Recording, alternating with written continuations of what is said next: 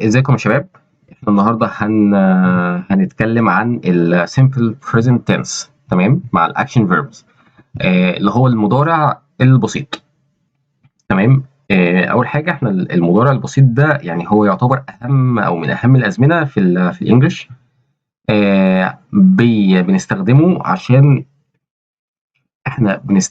عشان ايه؟ عشان نوصف الحاجات اللي بنعملها بشكل يومي او عن الروتين بتاعنا في اليوم. تمام، او عن الحقائق. تمام. سواء العلميه او الحقائق الثابته او حتى حاجه حقيقيه بتحصل انت شايفها قدامك في الوقت الحالي. تمام، او مع المواعيد الثابته زي التايم تيبل مثلا. لو كده اللي هو جداول المواعيد، مواعيد بقى الطيارات، مواعيد القطوره، جدول مواعيدك انت طالما هو ثابت بنستخدمه. طيب، اول حاجه عندنا حاجه اسمها اكشن فيربس. طيب، الاكشن فيربس هي الحاجه اللي انت بتعملها بشكل ايه؟ حركي. تمام، يعني لان في حاجه اسمها ستيت فيربس. تمام، او ستيتيف فيربس. دي الحاجه، الافعال اللي ملهاش حركه او اللي انت بتحسها زي اللايك، لاف، هكذا. دي فيربس بس ملهاش حركه. تمام، فانت بتحسها جواك، فدي اسمها ستيتيف فيربس او ستيت فيربس اللي هو فعل الحاله.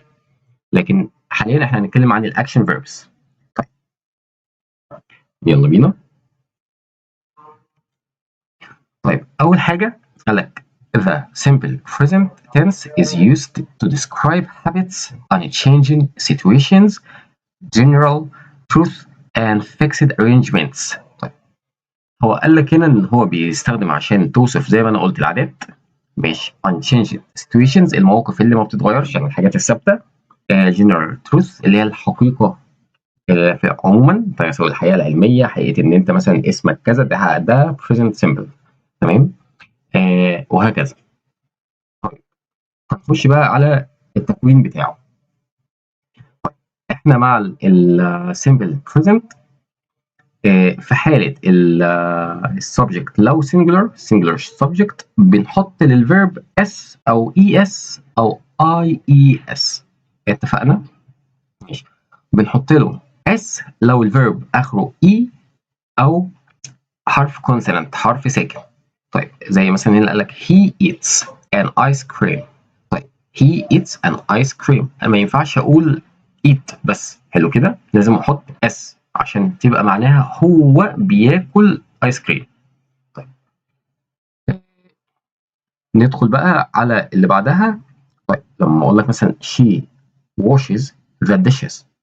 she washes the dishes هي بتغسل الاطباق.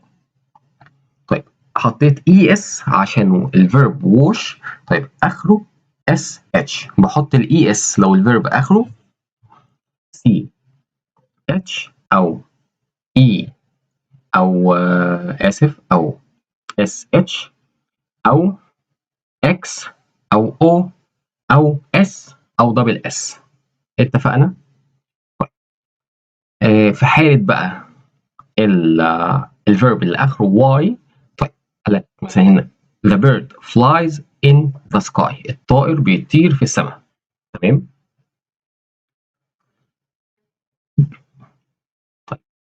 طبعا الانفينيتيف بتاع flies هو fly، اف ال واي. طيب، انا بشيل الواي في حاله لو قبلها حرف ايه؟ كونسونانت ساكن، بشيلها واحط بدلها اي اي اس. يعني ببدل الواي باي وازود عليهم الاي اس. اتفقنا؟ ماشي. طبعا بحط الاضافات دي للافعال في حاله لو الفاعل مفرد. حالة لو الفاعل مفرد سنجولار، بس لو في حالة لو هو جمع ما بحطش أي إضافات للفيربس، للأفعال. طيب، ماشي. أهو ندخل عليها بقى اللي هو plural subject they, we, you, I، هكذا. طيب، ده قال لك don't change verb. طيب، قال لك they catch the fish، ما قلتش catches. قالوا كده they catch the fish، هم بيصطادوا سمك. طيب، you buy a t-shirt، انت بتشتري تيشيرت، ما قلتش buys. طيب، انت بتشتري ايه؟ تيشيرت. we write a story، احنا بنكتب قصه، ما قلتش writes. طيب، The students study English. الطلاب بيدرسوا انجليزي، ما قلتش studies. لو كده الواي موجوده وما شلتهاش ولا ضفت اي حاجه. طيب ماشي، هنرجع بس الحاجه هنا. طيب في حاله بقى لو الواي قبلها حرف متحرك زي كلمه play او باي ما بشيلهاش. حلو كده، قبلها فاول طيب ما بشيلهاش، بسيبها زي ما هي واحط بعدها اس بس. بعتبرها هنا بقى كانها كونسونانت. تمام، بعتبر الواي كانها حرف ساكن واحط اس. هناخد اكزامبلز. طيب هلا ده بعض الاكزامبلز على الاكشن فيربس. she runs in the park. هي بتجري في الحديقه. طيب runs هي الاس دي خلت معناها هي بتجري، اللي هو ايه، تجري يعني بتعيد عليها هي. طيب حطينا الاس طبعا عشان she والفيرب اخره حرف كونسونانت. طيب run حط لها الاس. The lion jumps through the hoop. The lion jumps through the hoop. طيب الاسد بينط من خلال الحلقه. تمام، اللي هي الحلقه دي اسمها هوب. طيب حطيت لي جامب اس عشان برضو اخر حرف ايه، كونسونانت اللي هو بي، فحطيت لها اس. تمام يا شباب.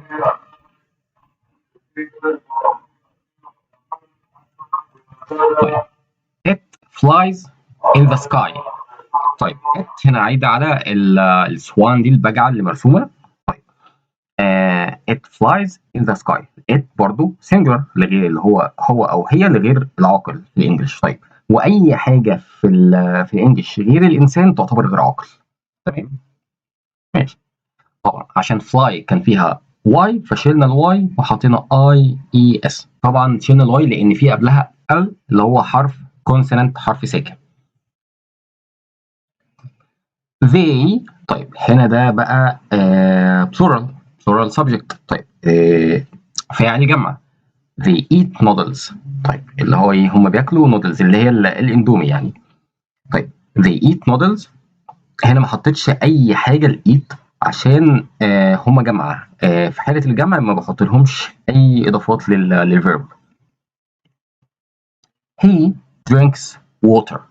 he drinks water. طيب هو بيشرب ميه. حلو كده ماشي. هي طبعا drink يشرب، حطيت اس عشان هي موجوده لان اخرها برضو حرف ايه، كي اللي هو حرف ساكن.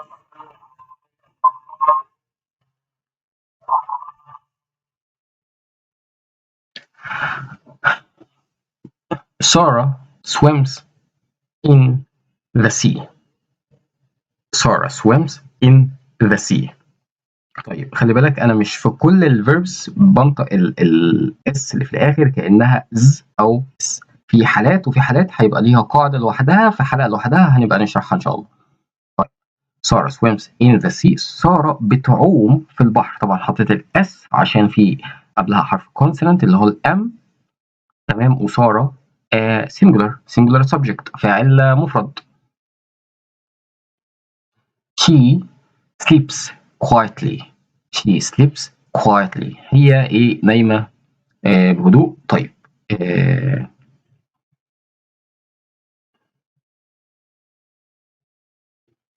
طيب وquietly ده adverb، هنبقى نشرح الادفيربس في حلقة لوحدها برضو. طيب برضو حطيت اس لسليب عشان اخرها حرف كونسونانت اللي هو P. تمام، وطبعا الفعل هنا singular اللي هي she. طيب ساري plays basketball. ساري plays basketball. طيب ساري singular فحطيت play. طبعا الواي هنا قبلها فاول فمش هينفع اشيلها. انت يعني عمرك ما شفت، اكيد انت عمرك ما شفت play من غير الواي، مستحيل. تمام فحطينا بعد الواي، اعتبرنا الواي كونسونانت ساكن. طيب وفي اوقات الواي اصلا اسمه يعني بيعتبر حرف سبيشال فاول. تمام حطينا اس بعد الواي play. he throws the ball. he throws the ball. هو بيرمي الكرة. طيب الW برضه حرف كونسونانت، وحتى لو في بعض الاوقات بيطلع صوت فاولز بس هو عمره ما هيبقى فاول، هو ايه الحرف نفسه كونسونانت. طيب فعشان كده حطيت برضه ايه اس في الاخر. he shouts out he shouts out ماشي. he برضه ايه singular subject. shout يعني يصرخ، حلو كده. shout out على بعضها يعني يصرخ بصوت عالي. فحطينا برضو ايه اس عشان هي، وعشان برضو الشاوت اخرها كونسونانت اللي هو تي، حلو كده. they cry they cry. طيب هنا they plural subject. طيب فعل جمع. طبعا انا ما شلتش الواي، ليه؟ لان قلنا في الجمع مع الفعل الجمع الفيرب بيفضل زي ما هو، الفيرب بيفضل ايه زي ما هو، فهسيب الواي في الانفينيتيف. طيب هتبقى cry زي ما هي they cry، هم بيعيطوا. she rides a bike she rides a bike هي راكبة عجلة أو هي بتركب إيه عجلة. طيب الفيربس اللي آخرها E حاطط لها إيه برضو S، يبقى الفيربس اللي آخرها E أو حرف consonant بحط لها إيه S. طيب she sits down she sits down هي بتقعد بتجلس يعني، برضو she singular subject. طيب أو singular pronoun اللي هي يعني إيه فاعل مفرد أو ضمير مفرد، فحطينا لها S للفيرب اللي بعدها. he stands up she stands up هي بتقف. طيب برضو stands up حطينا الستاند S في الآخر عشان حرف الدي consonant ساكن، فحطيت له إيه S. they clap يعني هم بيسقفوا، برضو ما حطيتش أي حاجة. clap verb. طيب اللي هو يسقف ده verb في الإنجليش، فسبتها زي ما هي infinitive عشان اللي قبلها they فاعل جمع. طيب احنا كده خلصنا ال present simple. في حالة الافيرماتيف الإيجاب هيبقى فيه طبعا حلقة تانية للنفي اللي بعدها على طول إن شاء الله. وهيبقى فيه برضو حابب بس حاجة أقولها في الآخر، برضو الأفعال الستاتيف فيربس بتيجي في حالة المضارع البسيط بحط لها اس برضو او اي اس او اي اس على حسب الفعل، تمام. سواء بقى اكشن فيربس ولا ستاتيف فيربس، في كل الحالات اي حاجة في الانجليش تعتبر كفيرب لو في قبلها singular subject، تمام، بحط له اس او اي اس او اي اس، تمام. ده في حالة البريزنت سمبل. ازيكم يا شباب، عاملين ايه؟ ان شاء الله تكونوا بخير. طيب في الجزء ده احنا هنبدا بقى بالنيجاتيف اللي هو النفي بتاع البريزنت سمبل. طيب ده بسيط جدا وسهل جدا، هما كلمتين بس اللي هنستخدمهم بس كده. طيب نبدا. طيب اول حاجه هقول لك اي زي ما احنا فاكرين اللي هو البروناون. طيب I play tennis هل ده صح؟ فلا مش صح، انا عايز انفي، تمام. دي جمله كده affirmative، انا عايزها نيجاتيف، كل اللي هعمله هتبقى I play tennis، لا تبقى I don't play tennis. اتفقنا؟ طيب ندخل على حطيت don't، بحط don't مع البلورال. طيب اللي هو الجمع، الفعل الجمع بحط معاه don't. طب في حالة don't بجيب الفيرب اللي بعده infinitive، يعني ما بحطلوش أي إضافات، ولو كان في الماضي برجعه للإيه infinitive برضه. طيب لو محطوط له اس بشيلها، لو متعدل عليه بشيله برجعه زي ما هو في حالة لو في don't قبله. طيب I like pizza أنا بحب البيتزا، ده كده إيه affirmative، حاجة إيجابية يعني ما فيش نفي، أنا بحب البيتزا. لو عايز بقى أقول أنا ما بحبش البيتزا هتبقى I don't like pizza، أنا ما بحبش الإيه البيتزا. طيب برضو بعد don't جبت الفيرب ايه like infinitive، ما حطيتلوش اي اضافات. Mom works on Fridays. يعني ماما تشتغل ايه كل ايام الجمعة. تمام. هنا حطيت اس عشان ده مام مفرد سنجلر، فحطيت اس للفيرب.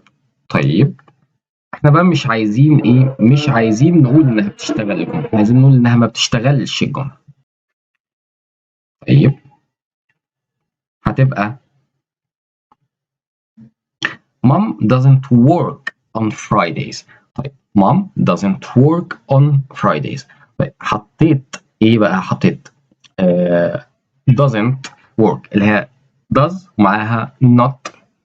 طيب وبعد does برضو الفيرب بيجي infinitive. طيب في حالة verb to do كله زي ما قلنا، في حالة verb to do الفيرب بيجي بعدهم infinitive، سواء بقى كانوا منفيين أو كانوا إيجابيين، كانوا في الحاضر كانوا في الماضي، الفيرب بيجي بعد كل verb to do infinitive. تمام. ماشي. do طبعا للجمع وdoes